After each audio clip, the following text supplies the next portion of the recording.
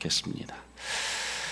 우리 하나님의 말씀 여호수아 2장 1절에서 24절까지인데요. 우리 다 같이 자리에서 일어나서 9절에서 15절까지만 제가 읽고 여러분이 읽고 교독하겠습니다. 제가 먼저 읽습니다.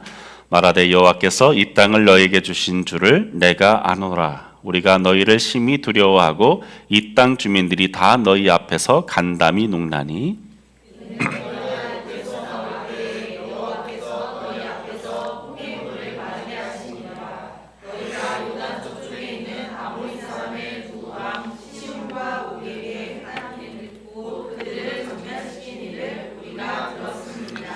우리가 듣자 곧 마음이 녹았고 너희로 말미암아 사람이 정신을 잃었나니 너희의 하나님 여호와는 위로는 하늘에서도 아래로는 땅에서도 하나님이시니라. 그러므로 이제 청하노니 내가 너희를 선대하였은즉 너희도 내 아버지의 집을 선대하도록 여호와로 내게 맹세하고 내게 징표를 해라. 그리고 나의 부모와 나의 남녀 형제와 그들에게 속한 모든 사람을 살려주어 우리 목숨을 죽음에서 건져내라. 그 사람들이 그에게 이르되 내가 우리의 이 일을 누설하지 아니하면 우리의 목숨으로 너희를 대신할 것이요 여호와께서 우리에게 이 땅을 주실 때에는 인자하고 진실하게 너를 배우하리라. 같이 읽습니다. 라합이 그들을 창문에서 줄로 달아내리니 그의 집이 성벽 위에 있으므로 그가 성벽 위에 거주하였습니다. 아멘. 자리에 앉겠습니다. 우리 서로 앞뒤 좌우 인사할까요? 사랑합니다. 축복합니다.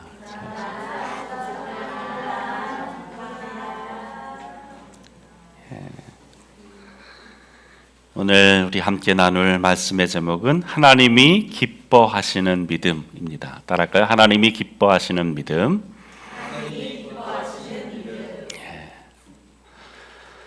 우리가 신앙 안에서 정말로 소망하는 것이 있다고 한다면 그것은 아마도 우리의 믿음과 삶이 하나님의 마음에 합한 것이 되는 것입니다.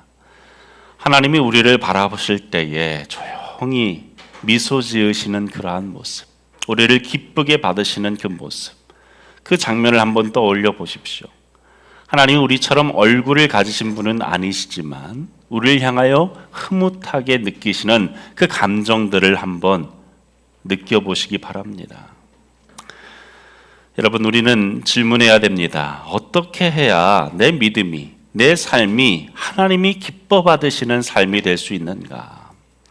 이 질문은 우리의 인생의 방향을 결정짓는 신앙의 중심의 질문입니다. 감사하게도 하나님은 그 질문에 대한 해답을 숨겨놓지 않으셨어요. 우리가 읽는 이 말씀 안에, 특별히 오늘 이 말씀 안에 한 여인의 이야기를 통해서 우리가 하나님께 어떻게 기쁨이 대상이 될 수 있는지를 말씀합니다. 그 여인의 이름은 라합이었습니다. 이 여인은 히브리서 11장, 이른바 믿음의 장에 그 이름이 당당히 기록되어져 있습니다. 야고보서 2장에서도 행함 있는 믿음의 대표적인 인물로서 우리에게 말씀되어지죠. 게다가 마태복음 1장에서는 예수님의 족보에 그 이름이 기록되어져 있습니다. 놀랍게도 다윗 왕의 고조 할머니가 바로 라합이었습니다. 놀라운 일이죠. 하지만 여러분, 여기에 문제가 있습니다. 그녀는 보통 사람들의 기준이나 상식으로는 결코 그러한 위치에 오를 수 없는 사람이었습니다. 라합이라는 그 이름에 항상 수식어가 붙었는데 그것이 무엇인가? 바로 기생이었습니다. 오늘 본문에도 그렇게 소개하죠. 기생 라합. 교회사에서는 이 호칭이 너무나도 거슬려서 좋은 의미로 바꾸려는 시도들이 있었습니다. 일부 학자들은 이 기생이라는 말을 여관 주인 이렇게 해석하기도 했죠. 왜일까요? 예수님의 조상이라는 그 자리에 그녀를 올려놓기가 마음이 불편했던 것입니다. 그러나 이 기생이라는 단어는 다른 뜻으로는 도저히 해석될 수가 없습니다. 너무나도 명백한 단어로 성경에 쓰이고 있다는 것이죠. 곧 이 단어는 몸을 파는 매춘부라는 뜻이에요. 창녀라는 뜻입니다. 그런 그녀가 어떻게 예수님의 족보에 오를 수 있었을까요? 어떻게 믿음의 본보기가 되었을까요? 어떻게 야고보서가 그녀의 행함을 진정 인정하면서 그 행함을 쫓으라고 말하고 있을까요? 바로 이것이 우리에게 중요한, 이 본문이 중요한 이유입니다. 하나님께서 라합의 삶을 통해서 우리에게 분명하게 보여주시고자 하시는 것은 하나님이 기뻐하시는 그 믿음은 무엇이고 어떤 삶을 하나님이 귀하게 여기시는가 하는 것입니다. 다시 질문합니다. 어떻게 하면 우리의 삶과 우리의 믿음이 하나님의 기쁨이 될 수 있을까요? 하나님은 라합의 인생을 통해서 우리에게 두 가지 대답을 주십니다. 오늘 말씀을 우리의 마음에 새기길 바랍니다. 첫째로 말씀에 민감하게 반응해야 합니다. 따라할까요? 말씀에 민감하게 반응하라. 하나님께서 오늘 우리에게 보여주시는 첫 번째 믿음의 길은 이것입니다. 작은 말씀에도 민감하게 반응하는 신앙. 그것이 하나님이 기뻐하시는 믿음이에요. 여기서 중요한 단어는 무엇입니까? 민감과 반응입니다. 하나님의 말씀이 내 귀에 들려올 때에 우리는 어떻게 해야 하는가? 민감하게 반응해야 한다. 오늘 사건은 여호수아가 여리고를 점령하기 전에 가나안 땅을 정탐하기 위해 두 사람을 먼저 보내면서 시작되어집니다. 그들은 시딤에서 출발해서 여리고 성 안으로 들어갔고 곧장 한 집으로 들어가게 됩니다. 성경은 그 집이 기생 라합의 집이었다라고 말씀합니다. 라합의 집은 성벽에 붙은 구조였고 사람들의 왕래가 자유로웠기 때문에 외부인이 비교적 쉽게 접근할 수 있었습니다. 정탐꾼들은 그곳에 들어가 하룻밤만 묵으려 했지요. 그러나 이들이 라합의 집에 들어갔다는 사실이 곧 여리고 왕에게 보고되게 됩니다.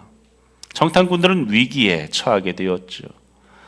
라합은 그들을 지붕에 숨겨줍니다. 그리고 왕이 보낸 추격대가 왔을 때 어떻게 합니까?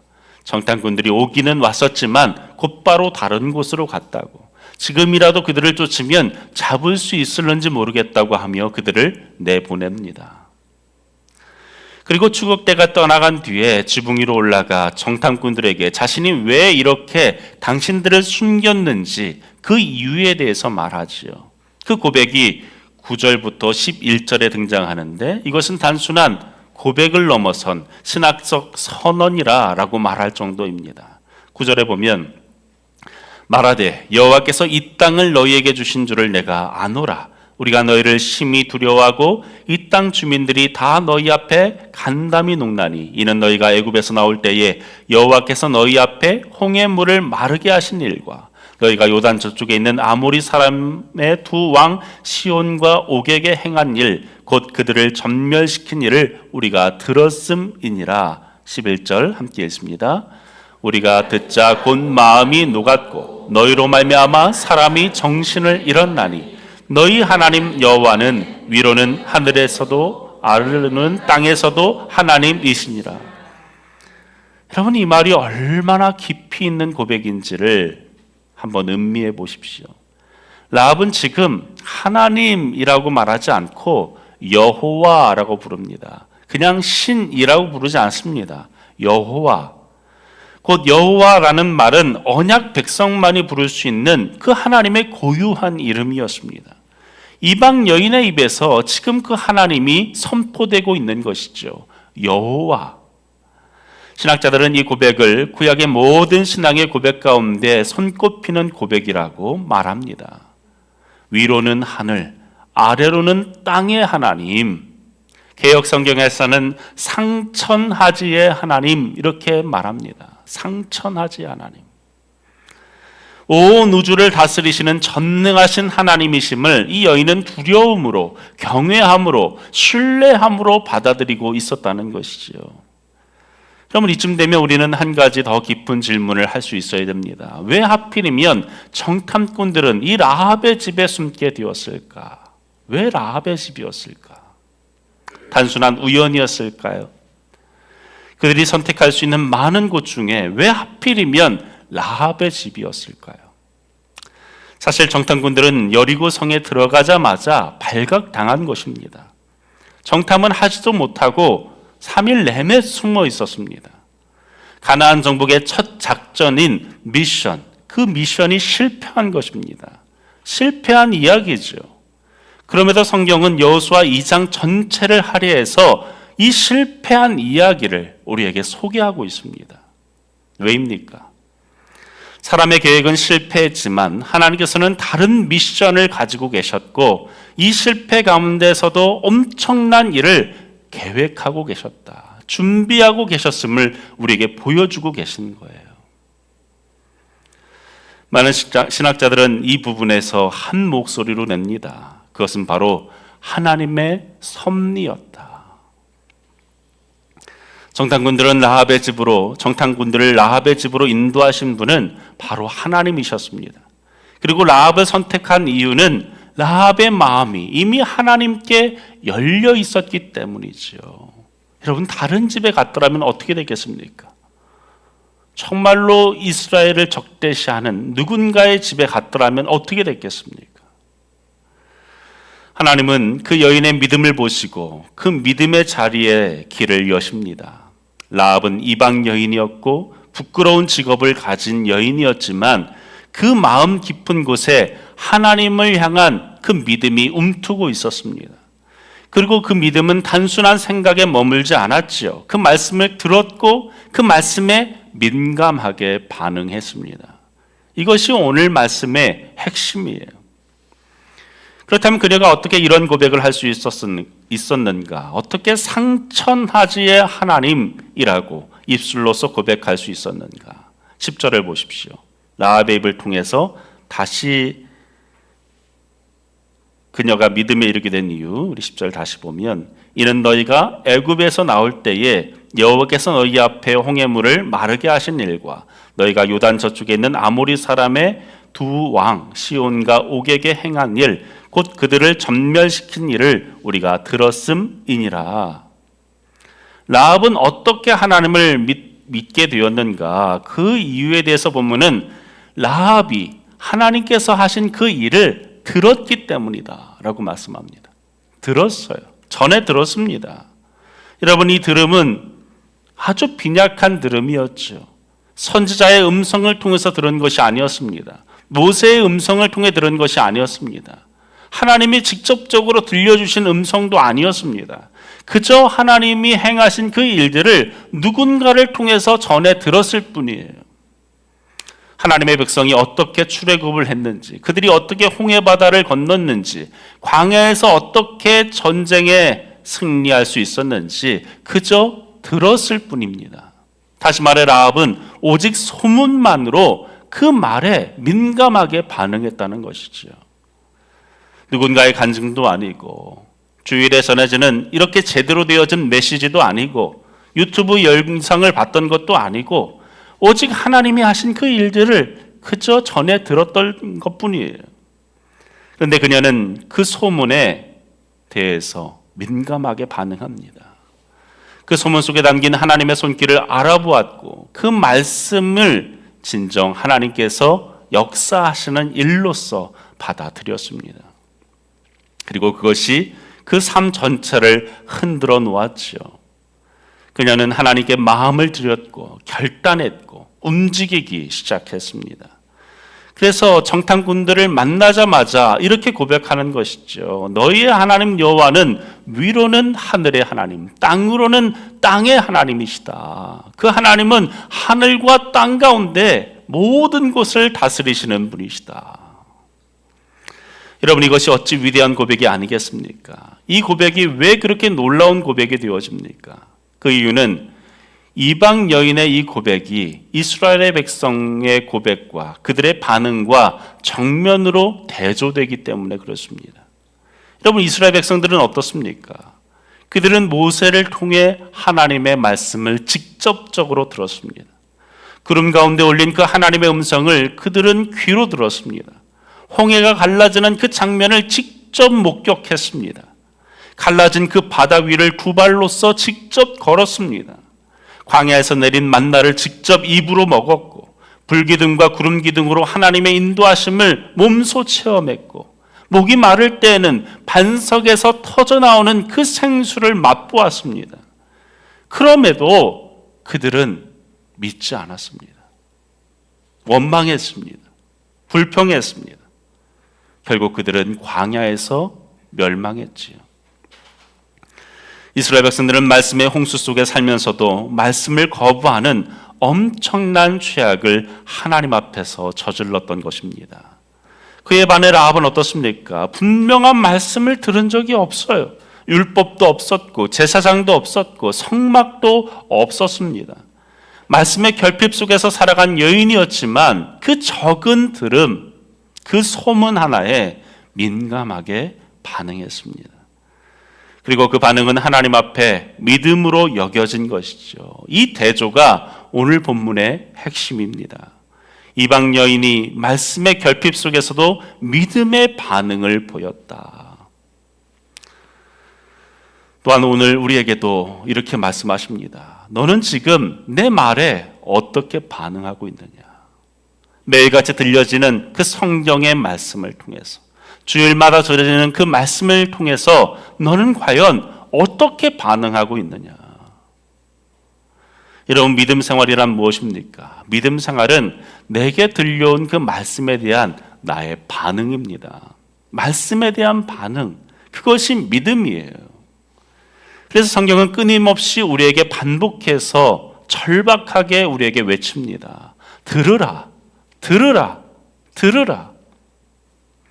하나님께서는 목이 터지도록 피를 토하는 심정으로 우리에게 말씀하십니다. 선지자들을 숱하게 보내시면서 우리를 향해 말씀하시죠. 들으라. 예수님께서도 이 땅에 머무시는 동안 공생의 3년 내내 말씀하셨습니다. 귀 있는 자들은 들을지어다. 내 말을 들으라. 얼마나 많이 외치셨습니까? 주님은 이 외침만으로 부족하셨는지 장터의 아이들의 비유로서 한탄하시면서 말씀하셨어요. 말씀이 들려도 반응하지 않는 우리의 냉담함을 아파하시면서 사람들이 피리를 불어도 춤추지 않고 곡을 불러도 울지 않는다라고 말씀하셨습니다. 그뿐이 아니죠. 우리가 너무나도 잘 아는 씨 뿌리는 자의 씨 뿌리는 비유, 그 밭의 비유를 통해 주님은 다시 말씀의 본질을 풀어서 우리에게 설명하십니다. 여러분, 이 비유의 핵심이 무엇입니까? 말씀에는 능력이 있지요. 말씀은 살아있고 운동력이 있고 마음과 영혼을 꿰뚫는 하나님의 검입니다. 그런데 놀랍게도 그 능력의 말씀이 어떤 마음에는 뿌리조차 내리지 못한다는 것이죠. 어떤 마음에는 조금 자라다가 금방 시들어 버립니다. 어떤 마음에는 가시덤불에 막혀서 열매를 맺지 못합니다. 어떻게 이러한 일이 가능한가? 왜 능력의 말씀이 어떤 이에게는 아무런 효력도 없이 그저 쓰러지는 것인가? 그 이유는 단 하나입니다. 하나님께서 우리의 마음을 강제로 움직이지 않으시기 때문이죠. 우리의 마음을 로봇처럼 명령에 따라 움직이도록 하나님 그렇게 우리를 지으시지 않으셨어요. 우리를 스스로 결정하고 스스로 반응하도록 지으셨습니다. 자유롭게 그분을 믿고 섬길 수 있게 그분을 사랑하도록 지으셨습니다. 자유롭게 반응하도록 우리를 지으신 거예요. 그래서 계시록에서는 주님께서 우리 문을 두드리신다. 문 밖에서 내가 두드린다라고 말씀하시죠. 억지로 열지 않으십니다. 강제로 부수고 들어오지 않으십니다. 문은 우리가 여는 것이죠. 반응은 우리의 몫입니다.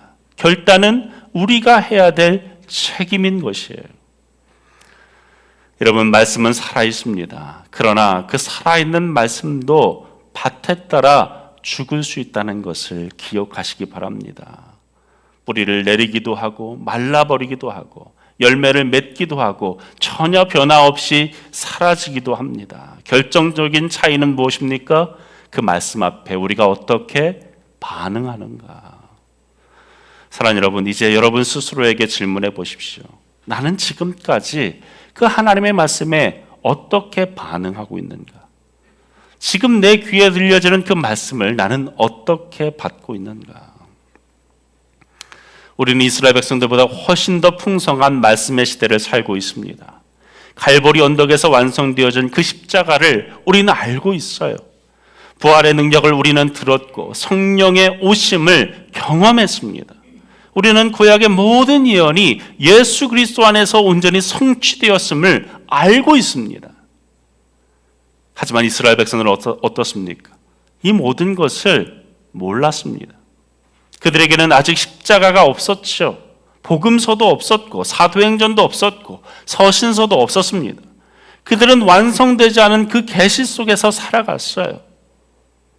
하지만 우리는 모든 계시가 완성되어진 시대 속에 살고 있지 않습니까? 우리는 날마다 하나님의 말씀의 홍수 속에서 살아갑니다. 언제든 마음만 먹으면 수백 편, 수천 편의 설교를 대할 수 있지요. 그런데도 우리는 그 말씀들을 그저 듣기만 하고 흘려보내고 있지는 않습니까?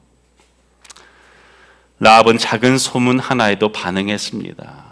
우리 안에는 완전한 계시가 주어졌는데 그 계시 앞에 너무도 무감각해진 것은 아닌지 돌아볼 수 있기를 바랍니다. 여러분 참으로 감사하지 않습니까? 하나님은 우리에게 말씀하시는 분이에요. 지금도 여전히 말씀하십니다. 침묵하지 않고 여전히 우리에게 말씀하시는 분이십니다. 세상을 창조하신 그 능력의 말씀, 그 말씀으로 천지를 세우신 그분께서 말씀이 육신이 되어 이 땅 가운데 오셨습니다. 그리고 우리를 위해 그 진리를 우리의 언어로서 기록해 주셨어요. 성경의 말씀입니다. 이 말씀 안에 하나님 나라의 진리, 영원한 생명에 대한 비밀, 하나님의 마음이 온전히 담겨져 있습니다. 하나님은 지금도 이 성경을 통해 우리에게 말씀하세요. 그래서 우리가 매일 성경을 읽는 것입니다. 매일 묵상하고자 하는 것입니다. 우리가 매일 성경을 읽지 않는다면 하나님 오늘 하루 하나님 말씀 없어도 됩니다. 하나님 말씀 필요 없습니다. 이것과 같은 거예요. 여러분 종교적 습관이 아니라 정말로 살아계신 하나님의 음성을 듣는 시간이 여러분에게 있기를 바랍니다. 우리가 말씀을 묵상할 때 정말 마음을 열고 말씀 앞에 겸손히 엎드릴 수만 있다면 그 순간 그 살아있는 하나님의 음성이 우리의 마음 가운데 스며들 줄로 믿습니다. 벌써 한 해의 절반이 지나고 있습니다. 뒤를 돌아보면 아쉬운 순간들이 많이 있겠지요. 무뎌진 마음으로 말씀을 흘려보낸 날들도 참 많을 겁니다. 그러나 여러분 괜찮습니다. 하나님은 과거를 따져 묻지 않으십니다. 바로 오늘 현재 어떻게 반응하느냐 그것에 대해서 관심을 두고 계세요. 그러니 오늘 이 시간 바로 지금 라합처럼 반응하시기 바랍니다. 작은 말씀에도 민감하게 귀 기울이고 반응하는 저와 여러분 되기를 주의 이름으로 축원합니다. 여러분 우리가 자녀를 기르면서 그 자녀가 부모의 말을 잘 청종해 듣는 것을 보면 얼마나 예쁩니까? 내 말을 잊지 않고 기억해서 그 말대로 순종하는 모습을 보면 참 뿌듯하잖아요. 하나님 아버지의 마음도 같다는 것이죠. 하나님은 들려온 그 말씀을 소중히 여기는 자, 그 말씀을 따르기 위해 몸부림치는 자를 기뻐하십니다. 믿음 생활이란 바로 그것이에요. 들려온 그 하나님의 말씀에 내가 어떻게 반응하는가, 그것이 믿음입니다. 하나님이 기뻐 받으시는 삶과 믿음이 되기 위해서는 우리는 들려온 말씀에 민감하게 반응해야 됩니다. 오늘 본문을 통해서 또 다른 한 가지를 말씀하는데 바로 말씀을 따라 담대히 행동해야 합니다. 따라할까요? 말씀을 따라 담대히 행동하라. 라합은 하나님의 말씀에 민감하게 반응했을 뿐만 아니라 그 반응을 담대히 행동으로 옮겼습니다. 본문은 그녀가 믿음으로 결단한 후에 어떤 실천을 했는지를 분명하게 보여줍니다. 우리 6절 말씀 함께 읽을까요? 시작. 그가 이미 그들을 이끌고 지붕에 올라가서 그 지붕에 버려놓은 3대에 숨겼더라. 여기 3대라는 것이 나옵니다. 3대. 3대가 무엇입니까? 고대 근동으로는 이제 이 아마라는 식물인데 쉽게 말해서 옷을 짜기 위한 식물성 섬유를 말합니다. 시골에 살았던 분들은 아실 거예요. 비슷한 걸로 왕골이라는 게 있죠. 왕골. 이건 좀 이제 두께가 두꺼우니까 발을 만들든지 소쿠리를 만들든지 그러지 않습니까? 그러니까 3대는 이 식물 섬유질로 더 부드러운 것으로 되어져서 옷을 만드는 재료였습니다. 그렇다면 우리는 이 본문 앞에서 자연스럽게 질문하게 됩니다. 왜 라합의 집, 그것도 기생의 집에 옷을 만드는 재료인 3대가 있었는가? 그것도 그냥 소량이 아니라 장정 2사람을 숨길 만큼 그렇게 산더미처럼 쌓여있는 3대가 왜 그곳에 있었는가? 여러분, 이것은 단순한 우연이 아닙니다. 18절에 보면 청탄꾼들이 라합에게 이렇게 말합니다. 우리가 이 땅에 들어올 때에 우리를 달아내린 창문에 이 붉은 줄을 메고 내 부모와 형제와 내 아버지의 가족을 다 내 집에 모으라. 붉은 줄을 매라. 붉은 줄이 무엇입니까? 고대 사회에서는 이 염료가 너무나도 귀했죠. 우리 민족이 옛부터 백의 민족 이렇게 불렀지 않습니까? 흰색을 좋아해서가 아니라 염료가 귀했기 때문에 백의 민족이에요. 염료를 이렇게 제대로 입힐 수 있는 환경이 되지 못하니까, 귀하니까. 이 고대 사회에서 이 붉은 염료는 그 중에서도 가장 귀한 것이었어요. 그래서 이 염료를 보관하는 방법이 중요했습니다. 오늘날처럼 유리병이 있었던 시대가 아니잖아요. 이렇게 좋은 유리병으로 돼서 이 밀봉할 수 있는 시대가 아니었습니다. 그렇다고 해서 고체로 만들면 그 염료가 쉽게 망가지는 거죠. 그리고 또 그것을 녹이는데 또 어렵고.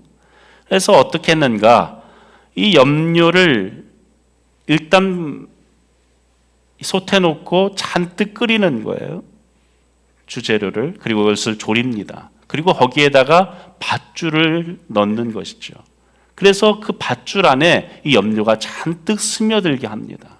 빨간색 줄이 되어지는 거죠. 그래서 이 옷감들을 염색할 때는 어떻게 했는가? 그것을 툭툭 잘라서 10cm, 20cm씩 넣는 거예요. 진하게 하려면 더 많이 넣고, 연하게 하려면 약 조금 넣고. 이 붉은 줄을 말하는 것이죠. 여러분, 이것이 무엇을 의미할까요? 정탐꾼들이 도착했을 때 라합은 이미 생리를 위해서 새로운 삶의 자리를 준비하고 있었다는 것이죠. 더 이상 기생으로서의 삶을 살지 않고 손으로 노동하면서 옷감을 만드는 일, 그 삶으로 전환하고 있었다는 사실입니다. 여러분, 당시 옷감을 만드는 일은 아주 고된 일이었을 거예요. 지금처럼 어떤 기계가 있었던 시대가 아니지 않습니까? 모든 것을 손으로 짜고 삶고 염색해야 했습니다. 고단한 노동의 연속이었겠죠. 여러분, 보통 몸을 팔아 생계를 이어가던 이들은 그 어떤 것보다 육체적인 노동을 하기 힘들어합니다. 처음부터 그 일을 하고자 해서 한 것은 아니겠지만 그 일을 하다 보면 그 일에 매여서 그 편한 일에 젖어들어서 다른 일을 선택하지 못하지요. 덜 힘들고 더 빠른 돈벌이로서 택하면서 살게 되어집니다. 그런데 기생 라합은 정탐꾼들을 만났을 때에 그 고단한 옷감 만드는 노동을 하고 있었다고 오늘 말씀은 말씀하고 있는 거예요. 이것은 한 가지를 명백하게 말씀합니다. 라합은 들려온 그 말씀에 예민하게 반응해서 하나님을 영접하고 믿었을 뿐만 아니라 그 말씀을 따라서 정탐꾼이 도착했을 때 이미 직업을 바꿨던 것이죠. 삶을 바꿨던 거예요. 여러분, 그렇습니다. 말씀에 대한 반응으로서 라합은 삶 전체를 거는 결단으로 옮겼고 쉬운 길을 내려놓고 고된 길을 선택했습니다. 이것이 바로 믿음의 선택이에요. 행동하는 믿음, 순종으로 이어지는 신앙, 그 믿음이 바로 라합을 하나님 앞에서 의로운 자로 세웠던 것이죠. 그래서 야고보 사도는 야고보서 2장에서 이렇게 말합니다. 우리 함께 읽을까요? 25절, 26절 시작. 또 이와 같이 기생 라합이 사자들을 접대하여 다른 길로 나가게 할 때에 행함으로 의롭다 하심을 받은 것이 아니냐. 영혼 없는 몸이 죽은 것 같이 행함이 없는 믿음은 죽은 것이니라. 라합은 들려온 그 말씀에 단지 감동만 한 것이 아니라 자신의 삶을 바꾸어 드렸습니다. 이전의 습관을 끊고 쉽고 빠른 길을 버리고 자신의 직업과 생계를 전환했습니다. 여러분, 이 믿음이 살아있는 믿음이지요.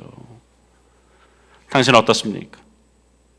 나에게 바꿔야 될 삶의 영역은 무엇입니까? 이미 스스로 잘 알고 계실 거예요. 내가 바꿔야 할 것이 무엇인지를 자기 스스로가 잘 알 것입니다. 가끔은 알면서도 눈을 가려버리죠. 여러 가지 핑계를 댑니다. 이래서 내가 그렇다고, 이래서 내가 바뀌어지지 않는다고. 여러분, 하나님 앞에 정직하게 서십시오.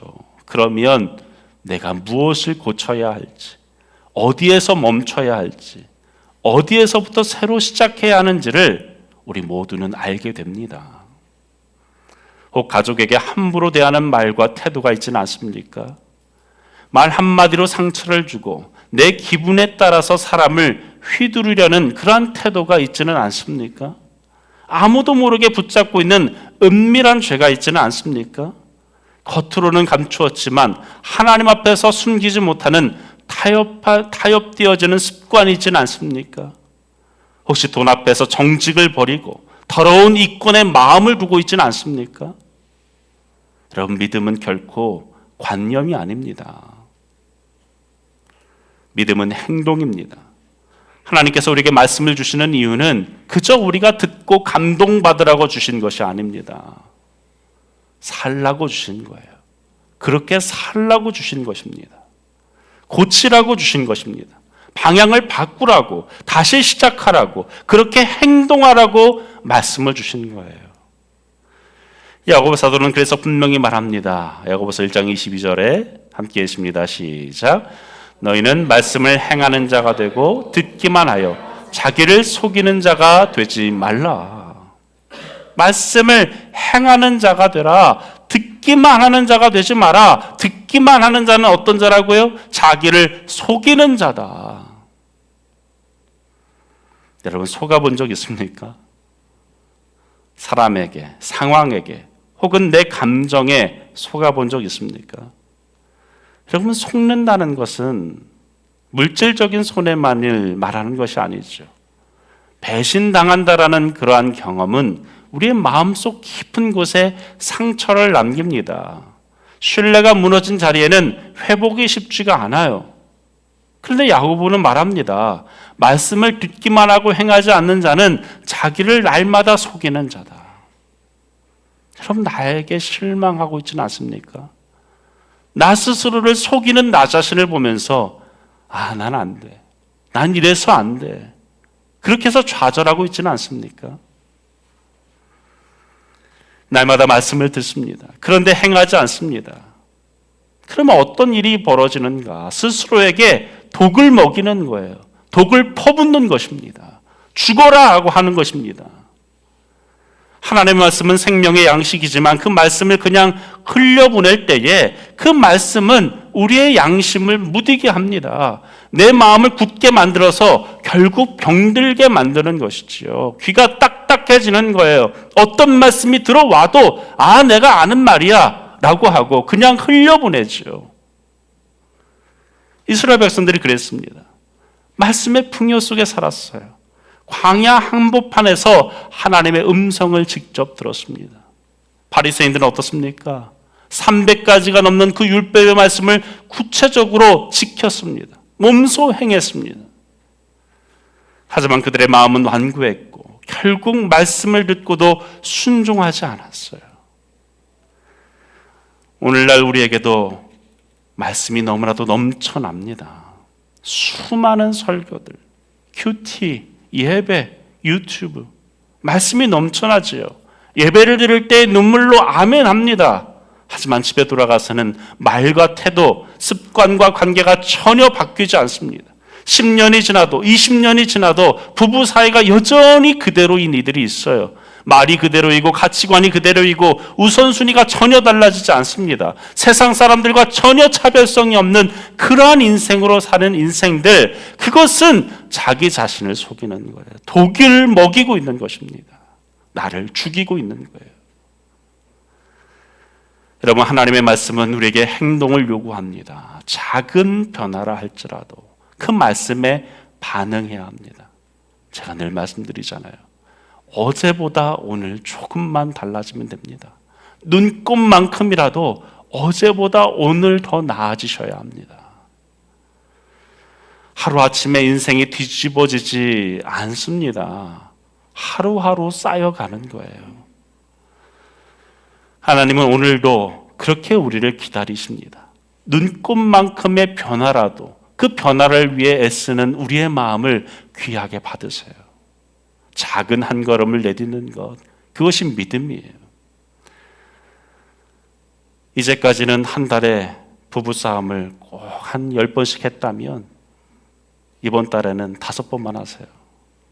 자녀들에게 막 말을 퍼부었다면 한 번쯤 참으세요. 내가 절대로 부부싸움 안 해야지. 애들한테 말 절대로 함부로 하지 말아야지. 여러분, 그렇게 하면 지킬 수가 없습니다. 내가 조금 더 나은 아빠가 되어야지. 조금 더 나은 아내가 되어야지. 그렇게 하루하루 살아가다 보면 어느새 달라져 있는 나를 보게 되어집니다. 그리고 가족들이 인정할 거예요. 아, 우리 아빠가 달라졌어. 아, 우리 엄마가 달라졌어. 여러분, 이 말보다 더 큰 축복이 어디 있습니까? 이 인정보다 더 큰 인정이 어디 있습니까? 대통령이 와서 여러분에게 표창장을 주는 것보다 더 귀한 인정 아니겠습니까? 우리 아빠가 달라졌어요. 우리 엄마가 달라졌어요. 참 나는 엄마와 아빠를 존경해요. 그 신앙을 본받고 싶어요. 세상의 원리와 논리대로 살지 않아도 하나님께서 기뻐하시는 삶이 무엇인지를 우리 엄마 아빠가 몸소 보여주었어요. 여러분, 자녀에게 줄 수 있는 가장 위대한 유산은 돈이 아닙니다. 여러분의 삶의 변화예요. 하루하루 달라지는 그 삶의 변화를 자식들에게 보여주는 것이 진짜 귀한 유산입니다. 믿음으로 반응하는 부모의 뒷모습이에요. 자녀들은 우리가 말씀을 따라 살기 위해 실제로 애쓰는 그 모습을 주목하고 있습니다. 어디 잘하나 보자 주목하고 있어요. 그리고 그 모습을 보면서 자연스럽게 그 길을 배웁니다. 말로만 야, 하나님 잘 믿어라. 말로만 예배 잘 드려라. 그런데 실상에서는 아무런 삶의 변화도 없다면 그 자녀는 말뿐인 자녀가 되어지는 거예요. 여러분, 말씀에 반응하는 자의 삶은 다음 세대에게 하나님을 소개하는 가장 설득력 있는 설명이 되어집니다. 하나님은 지금도 그와 같은 자를 찾으십니다. 그 작은 반응을 통해서 하나님의 이야기들을 쓰고 계세요. 여러분, 기억하십시오. 말씀을 행하는 자리에는 반드시 희생이 뒤따릅니다. 믿음으로 사는 길에는 때로는 손해가 있고 때로는 고통이 있죠. 여러분, 라합이라고 예외였겠습니까? 그녀는 하나님의 말씀을 들었습니다. 그리고 말씀 앞에 반응했어요. 결단이 있었습니다. 자신의 삶의 방식 전체를 내려놓는 헌신이 있었어요. 자기 자신과 가족이 섬기던 그 모든 신들을 버렸습니다. 더 이상 익숙하고 편안한 우상의 품에 기대지 않았습니다. 그 대신 하늘 위와 땅 아래 상천하지의 주권자 되신 그 하나님을 따르기로 그는 결정했습니다. 바로 그때에 어떤 일이 벌어졌는가? 하나님의 종인 정탐꾼들이 찾아왔다는 거예요. 여러분, 이것을 바로 평범한 얘기로 읽지 말고 여러분의 이야기로 받으시기 바랍니다. 청탐꾼이 그녀의 집에 들어왔어요. 그리고 그 일이 여리고 왕에게 발각되어졌습니다. 왕은 사람을 보내서 정탐꾼들을 끌어내라고 명령합니다. 여러분, 지금도 그렇지만 반역자 아닙니까? 적국의 정탐꾼을, 스파이를 숨겨준 사람의 형벌은 뭡니까? 사형이에요. 그리고 혼자 죽는 것이 아니죠. 그 가족 모두가 함께 죽임을 당할 수 있는 큰 죄였습니다. 반대로 역으로 생각해 보세요. 그 일을 고발한다면, 그 일을 왕에게 고발한다면 어떻게 됐을까요? 포상금을 받았겠지요.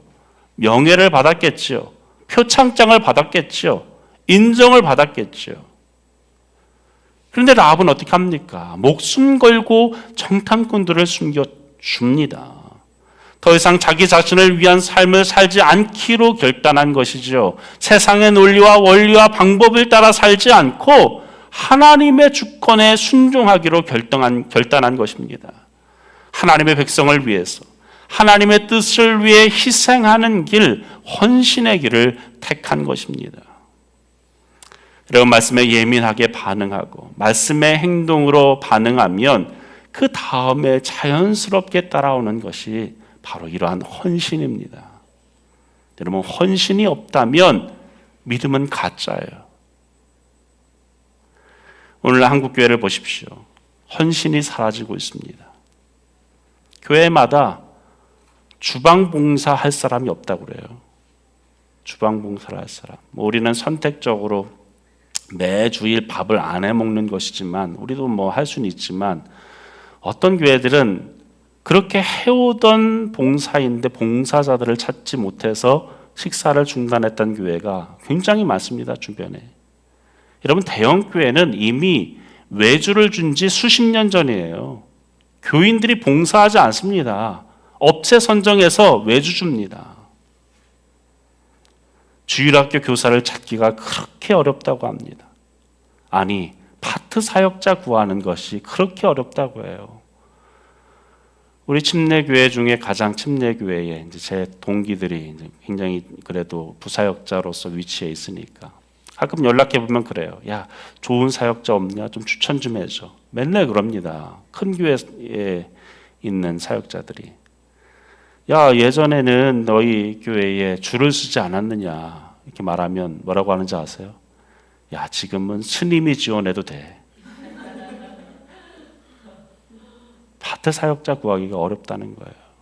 왠지 아세요? 예전에는 파트 사역자를 실습 전도사라고 불렀습니다. 실습 전도사. 그냥 실습하는 거예요. 그 교회에서 사례비를 주든 안 주든 실습하는 거예요. 여러분, 교생 실습하면 어떻습니까? 교생 실습하면 돈을 내죠, 역으로. 사역자들 돈을 받습니다. 귀한 거죠. 감사한 겁니다. 근데 예전에는 주면 주는 대로, 안 주면 안 주는 대로 했어요. 그런데 지금은 고용계약서 쓰자고 합니다. 자신의 인생에서 단 한 번도, 불과 몇 년조차도 헌신하지 못한 이들이 사역자로 쏟아지고 있어요. 한 해에도 수백 명씩 그런 사람들이 쏟아지고 있습니다. 그러한 자들이 전하는 설교를 듣고 어떤 성도들이 헌신할 수 있겠어요? 처음부터 사역지에 와서 실습하는 자가 와서 고용계약서를 쓰면서 계약하자고 합니다. 헌신하고자 하는 마음이 없어요. 더 드리고자 하는 마음이 없어요. 결국 헌신 없는 신자들을 양산하고 있는 것 아닙니까? 지금 그러한 사역자들로 세워진 담임 목사들이 숱하게 있습니다. 그 인생에 한 번도 헌신해 본 적이 없어요.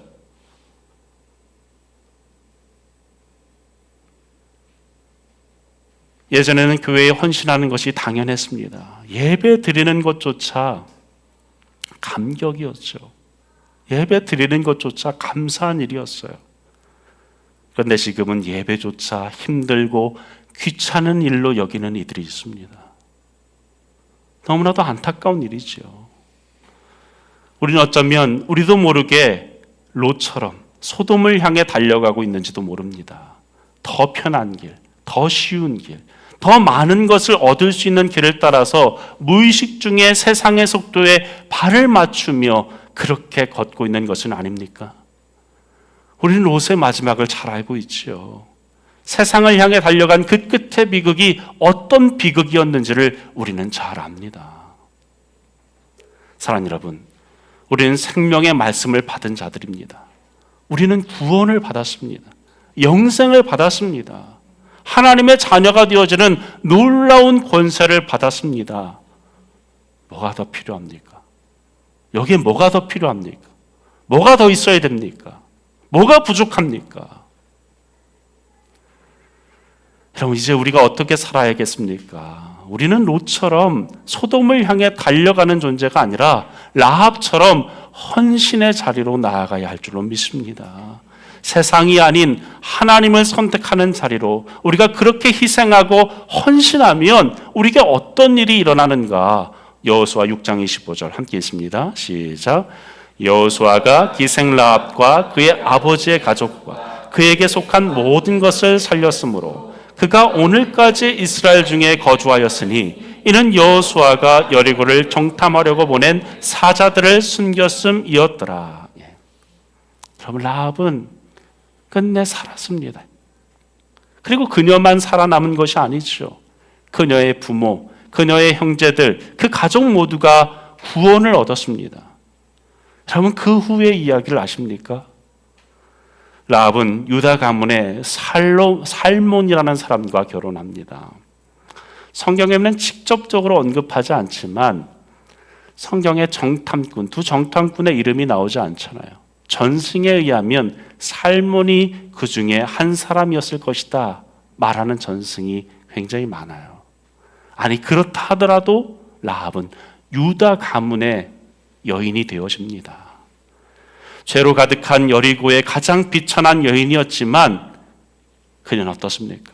이후 아들을 지역의 최고의 유지로서 길러냅니다.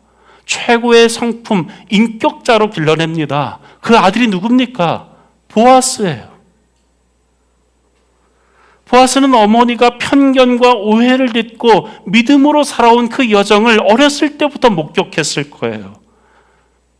그래서 사람들이 편견을 가지고 있었던 그 이방인 여인, 그 롯을 보았을 때에 어떻게 합니까? 그 롯을 주저함 없이 받아들이죠. 아낌없이 사랑합니다. 그리고 그 보아스의 증손자가 바로 다윗 왕입니다. 그리고 다윗으로부터 14대 손이 바로 우리 주 예수 그리스도이십니다. 여러분, 라합 얼마나 아름다운 이름입니까? 얼마나 영광스러운 이름입니까? 그 누구도 주목하지 않았던, 아무도 존귀하게 보지 않았던 세상의 변두리에 있었던 여인이었습니다. 하지만 그녀는 들려온 그 말씀에 반응했고 그 말씀대로 움직였고 목숨을 걸고 헌신했습니다. 하나님은 그 믿음을 귀하게 보셨고 그녀의 이름을 구속사의 중심에 두셨어요. 여러분, 이것이 예수 믿는 삶입니다. 이것이 믿음 생활이에요. 출신이 중요하지 않아요. 어렸을 때 내가 어떻게 자랐는지 전혀 중요하지 않아요. 어떤 불행을 겪었든 어떤 실패와 아픔을 안고 살아왔든 오늘 하나님의 역사를 막을 수는 없습니다. 하나님은 그러한 것들에 갇히는 분이 아니세요. 문제는 단 하나, 내가 정말로 하나님의 말씀 앞에 얼마나 민감하게 반응하는가, 내가 얼마나 그 말씀에 행동하는가. 내게 들려온 그 말씀 한마디, 그 작고 세미한 음성, 그 짧은 구절 하나에도 내가 마음을 열고 귀 기울일 수 있다면 하나님은 그 말씀을 통해 우리의 인생 전체를 새롭게 빚어 가십니다. 우리를 영광스러운 곳에 올려두십니다. 여러분, 그 하나님이 지금 저와 여러분을 보고 계십니다. 수천 년이 지난 지금 수많은 그리스도인들이 라합의 이름을 읽고 그녀의 이야기를 통해 위로를 받는 것처럼 우리에게 그러한 기대를 안고 우리를 보십니다. 여러분, 이왕 우리가 예수 믿기로 작정했잖아요. 이왕 믿는다면 제대로 믿읍시다. 하나님이 기뻐하시는 믿음, 하나님이 역사하시는 믿음, 하나님이 자랑스럽게 여기시는 믿음, 그 믿음으로 나아갈 수 있길 바랍니다. 여러분, 이런 신앙생활 하고 싶지 않습니까? 라합처럼 쓰임받고 싶지 않습니까? 얼마나 멋진 인생입니까? 우리 인생 얼마나 오래 살지 모릅니다. 하지만 남은 인생이 이 라합처럼 얼마든지 살 수 있을 것이라고 성경은 말씀합니다. 하나님께서 못하실 일이 어디 있겠습니까? 하나님은 라합도 사용하셨습니다. 몸을 팔던 여인도 하나님의 역사의 중심에 두셨어요. 그렇다면 누가 자격이 없다고, 나는 안 된다라고 말할 수 있겠습니까? 누가 재능이 없다고, 가진 것이 없다라고 말하겠습니까? 그럴 수는 없죠. 우리는 라합보다 훨씬 더 많은 것을 받았습니다. 더 많은 복을 받았습니다. 더 많은 말씀을 들었습니다. 더 많은 기회를 우리는 받고 있습니다. 하나님은 지금도 우리를 향해 복을 주기를 바라십니다. 제가 좋아하는 민수기 6장 24절에서 26절 말씀, 우리 같이 읽어볼까요? 시작. 여호와는 내게 복을 주시며 너를 지키시기를 원하며 여호와는 그의 얼굴을 내게 비추사 은혜 베푸시기를 원하며 여호와는 그의 얼굴을 내게로 향하여 드사 평강 주시기를 원하노라. 저는 이 말씀을 때때로 펴놓고 여기에 제 이름을 넣고 읽습니다. 여호와는 승환이에게 복을 주시며 승환이를 지켜주기를 원하며 여호와는 그의 얼굴을 승환이에게 비추사 은혜 베푸시기를 원하며 여호와는 그의 얼굴을 승환이에게로 향하사 평강 주시기를 원하노라. 여러분, 이 말씀을 이렇게 묵상하세요. 그리고 여러분의 자녀들에게 그렇게 읽어주세요. 하나님은 당신의 마음을 지키시기를 원하십니다. 당신의 소원을 아십니다. 당신의 어려움을, 상처를 아십니다. 그리고 그분은 오늘 은혜 베푸시기를 원하십니다. 평강의 복을 부어주시기를 원합니다. 그분이 오늘 이 자리에 우리를 모으신 이유가 바로 이것입니다. 얘야, 라합을 보거라. 내가 어떤 사람을 사용했는지를 보거라. 여러분, 라합이 한 것이 무엇입니까? 들려온 말씀 붙들은 거죠. 그 말씀대로 그냥 순전하게 산 것이죠. 하나님은 그 한 사람을 통해 이스라엘을 살리셨고 다윗을 낳게 하셨고 예수님을 이 땅 가운데 오게 하셨습니다. 이 놀라운 축복이 저와 여러분의 삶 속에 또 여러분의 자녀에게 있어지기를 주의 이름으로 간절히 축원합니다.